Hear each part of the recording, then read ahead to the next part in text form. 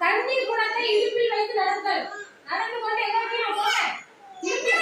போங்க. எல்லாரும் இடுப்பு கொண்டு வச்சு வைங்க.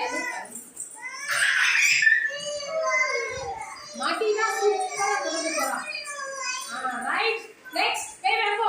எல்லாம் அவங்க கத்துக்கோ. அவங்க துணி கை எடுங்க. ஓ சிவஸ்ரீ. ஓ துணி எடுத்துக்கோ.